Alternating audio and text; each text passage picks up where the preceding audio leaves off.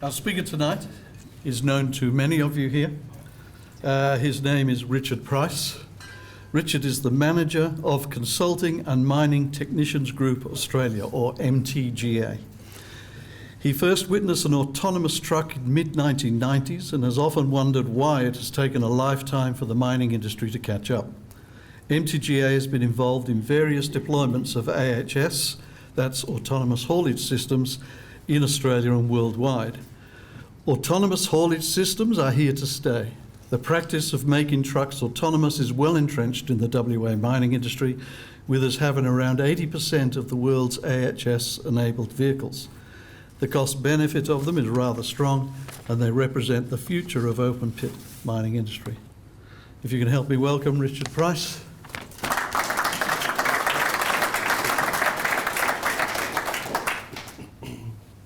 So thank you for the introduction. It's much appreciated.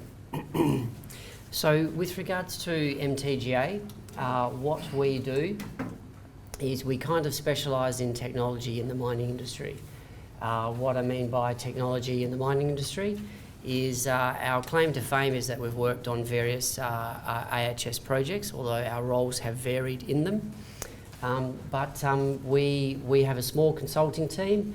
We do cost-benefit business case analyses and front-end execution planning for those wishing to roll out technology in the mining industry. We do the install and commissioning work. We also do maintenance and support for various technologies, and we also manufacture various products that the OEMs do not, and we'll get to those. With regards to the presentation tonight, it is a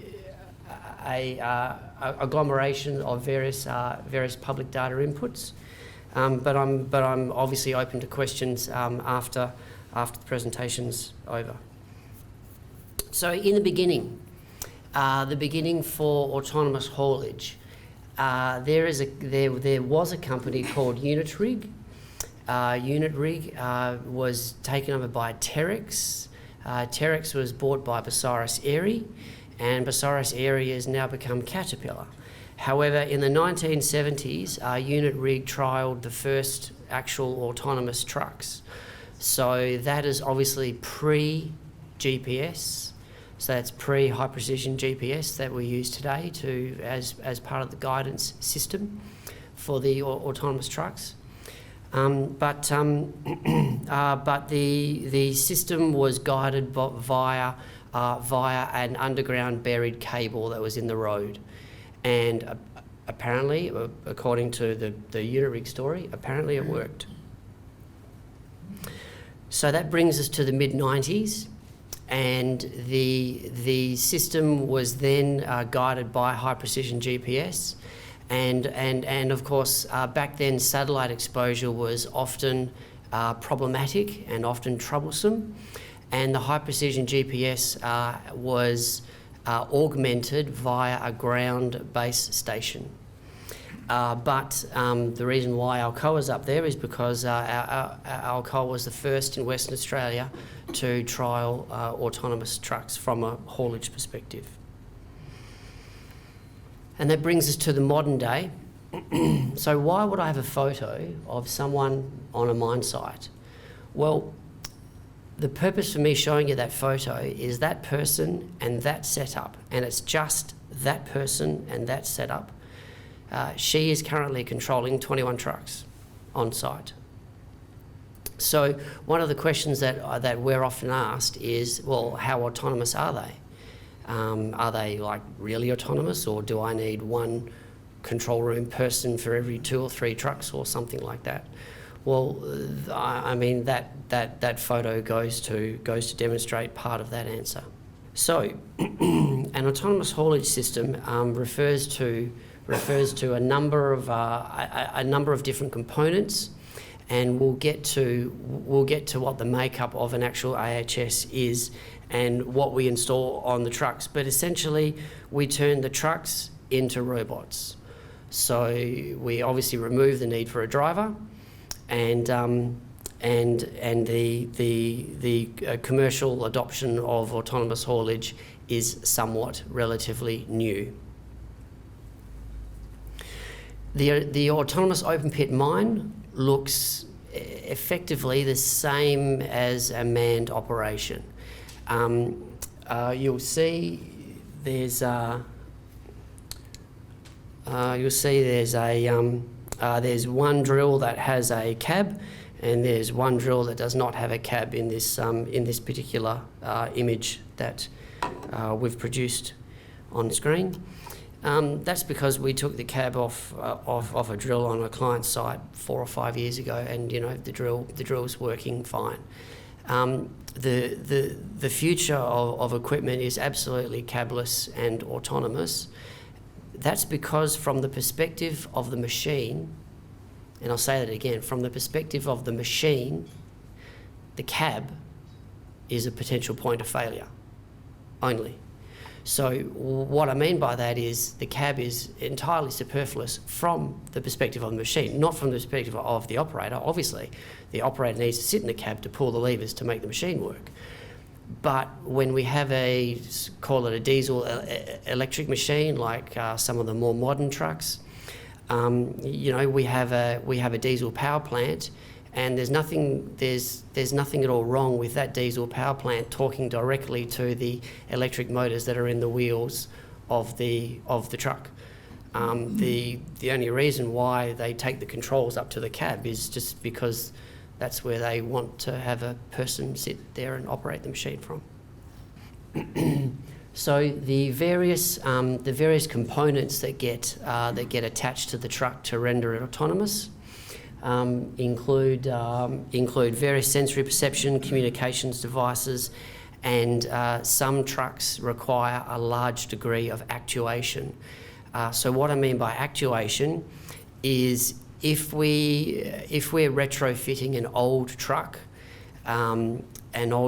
then often when one depresses the accelerator, then that pulls a steel cable, and that steel cable goes to the engine and pulls various parts of the engine. That's fine, and that's okay, and that machine can still be made autonomous. But obviously, more modern trucks, when you depress the accelerator, you actually turn a resistor, and then that resistor sends an electrical signal to an electrical or an electronic signal to an electric system on the truck. So there is a different level of actuation required depending on the make and model and year of the truck.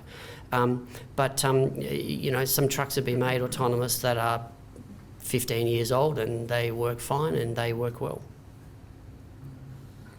The various components that we would install on a truck are just kind of listed out there.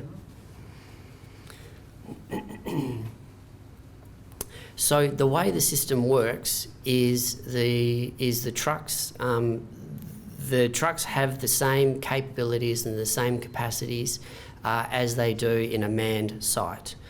Obviously the trucks can dump on edges, they can dump on crushers, they can get loaded as per normal. The only differences that you might see at a manned versus an autonomous site would be boom gates into autonomous areas, and that's because physical segregation and sort of physical demarcation is an important characteristic of running your mine site in a more autonomous fashion. We've got some notes up there about the exclusion zones. Exclusion zones vary on a per system basis. So we've put up 50 metres, but they could be anything from an object detection system that operates at 300 metres, whereby the truck does not necessarily make a decision at 300 metres, but the truck can pick up an object at 300 metres distance, and then the truck will eventually make a decision when the object is registered at a closer and closer distance. This is an artist's interpretation, or actually it's my interpretation of how the software may look. So that's not a screenshot from either the Caterpillar, the Komatsu, or the ASI system.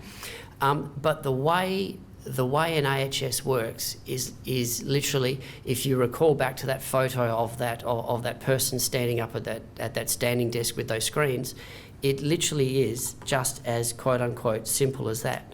So you would click on a truck with your mouse, and then you'd click on the excavator, and then I do hate to say that it's that easy, because of course it's not necessarily quote unquote that easy, but as far as operating the trucks go, it is that easy. It is clicking on the truck and assigning it to a digger, and then assigning it to a dump location. It is quote unquote that easy. It's not that easy to make the whole system work and to make it achieve what it is one wants to achieve out of it. But as far as operating the trucks go, it is relatively straightforward. So the business case for AHS is, well, turning your trucks into robots obviously increases their productivity, reduces various variabilities that go into a personed or manned operation, and there's some data there from one of the Pilbara iron ore miners from one of the media releases whereby they're saying that they got 700 hours more. 700 hours more, that would be more operating hours on versus conventional trucks, and at a 15% lower cost. But effectively, what you're doing is you're reducing your various variables that go into the mining operation. So that's a chart there, and obviously the blue line has various peaks and troughs, and obviously the red line is a more sort of straight or straightforward operation. The removal of non-productive time is currently, that would be the main benefit for rendering trucks autonomous at this stage. So one of the large data sets that's publicly available has that data as far as manned truck utilisation goes, and obviously 58% that would be actual driving time. That is 58% of the truck's time. That's when the wheels are turning of the truck. So what I mean by wheels is the actual truck tyres turning.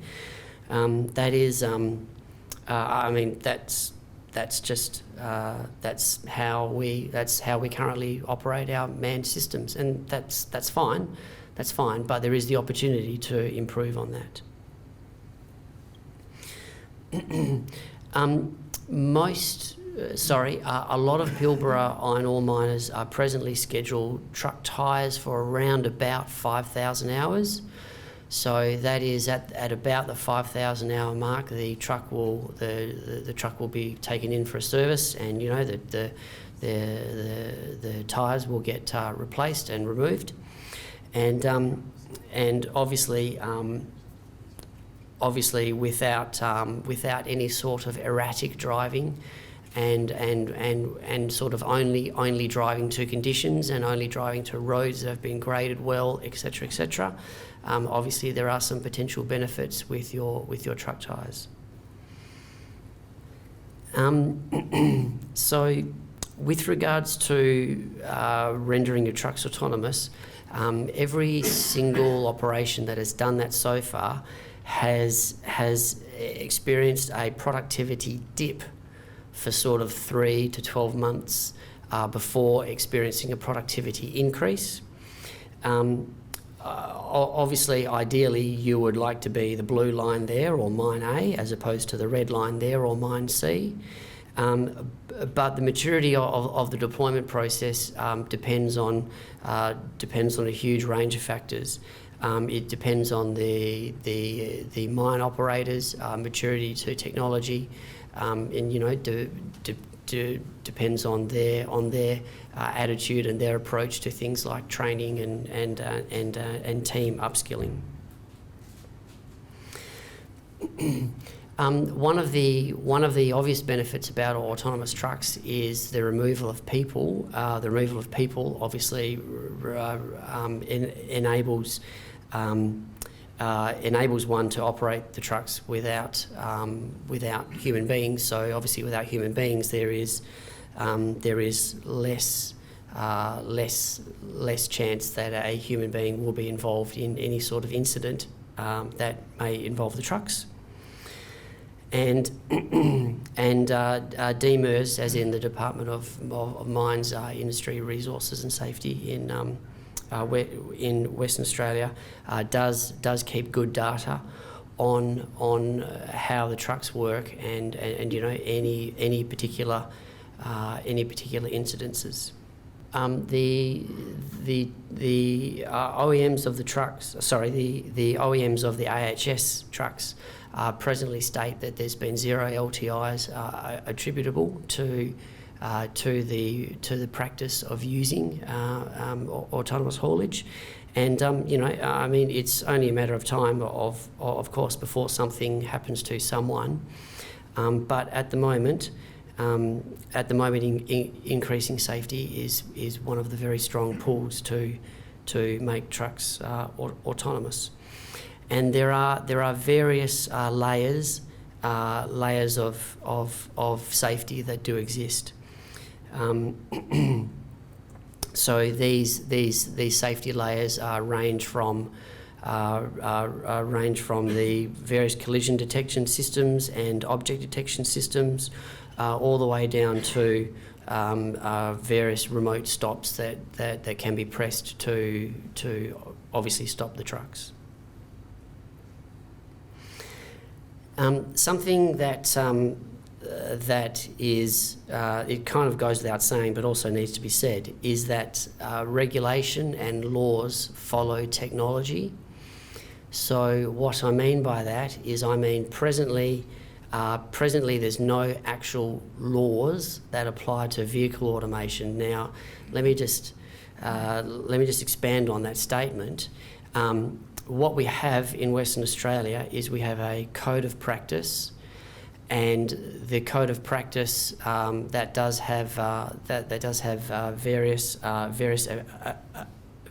appendices, and generally speaking, one would have to furnish the Department of Mines with the various documentation required, and that would be called an addendum to the PMP, or the Project Management Plan. And then based on that, you would then be allowed to operate the trucks autonomously. So again, although there's no actual laws, there is some regulation around the practices of rendering vehicles autonomous on mine sites.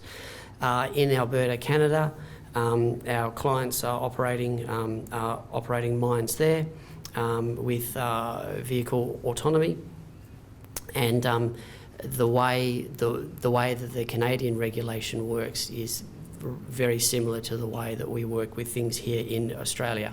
So technically speaking, there's no actual laws regarding vehicle automation. However, from a practical perspective, you do need to be compliant in order to keep your mining licence in good standing with the department.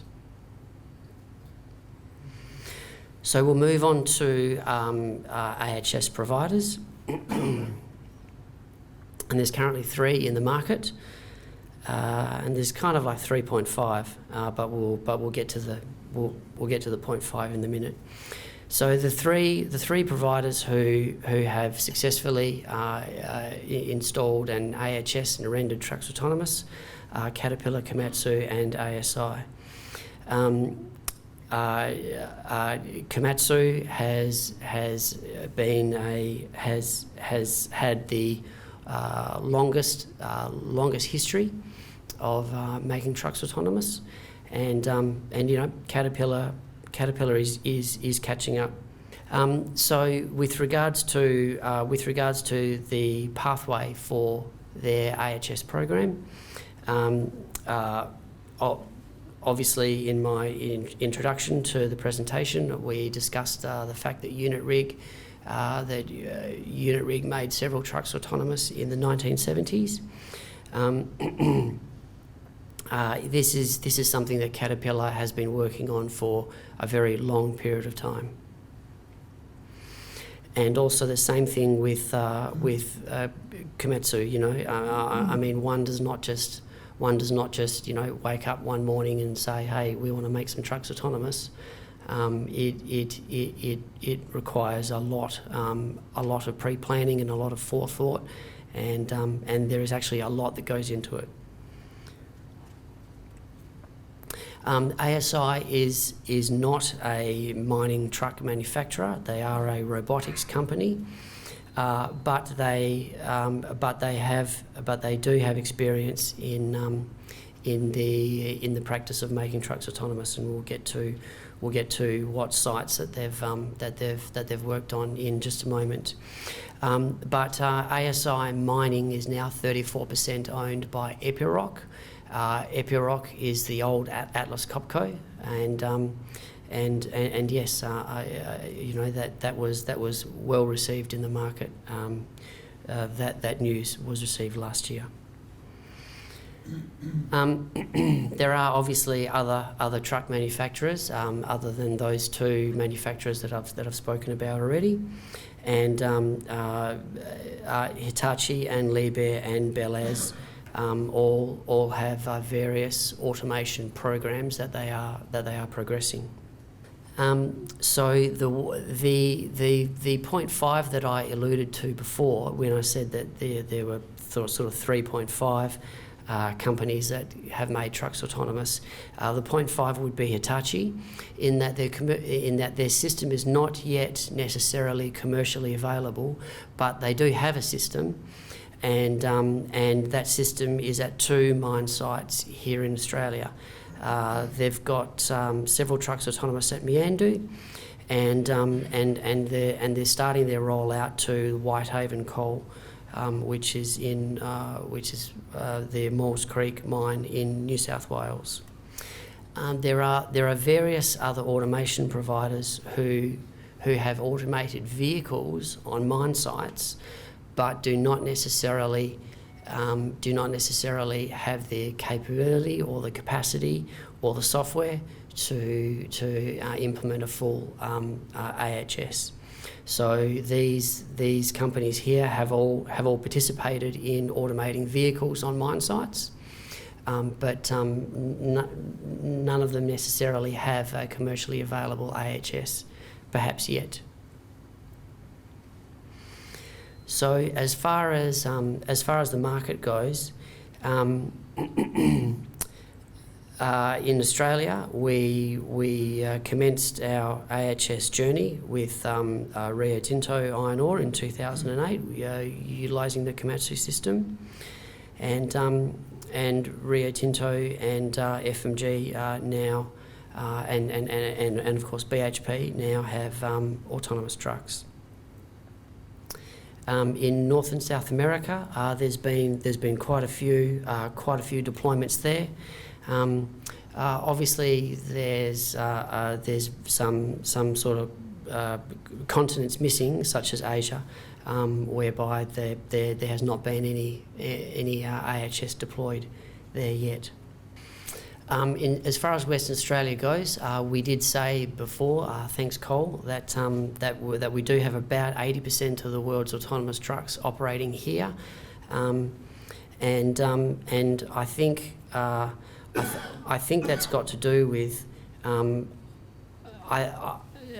my personal view is that the reason why we have such a large uptake of AHS in Australia would partly be to do with our fly-in, fly-out nature of our mining industry here. When I say mining industry here, I do mean the Pilbara. Also, partly to do with the various technologies that we have deployed here. So what I mean by technologies is I mean things like fleet management systems. We have a long-standing history with very successful technology deployments here in our very mature mining industry. So where are we at the moment?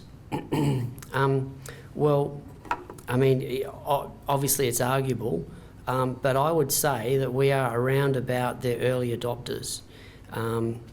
As in, I don't necessarily think that we're at the innovative stage anymore. I mean, obviously, I do realise that AHS has only been quote unquote commercially deployed for just over a decade. But you know, I would make the case that we are now at the early adopter stage of the technology life cycle. So the future is obviously cabless and autonomous, and we have at MTGA we've also worked on a number of other vehicle automation programs, and I would actually encourage anyone that's interested enough to come along and listen to a talk about AHS to go for a ride on the RAC autonomous shuttle bus. It's freely available to the public, and you know that was one of the first places in the world whereby the public had access to an autonomous vehicle. So thanks very much for listening, and I'm happy to take any questions that anyone may have.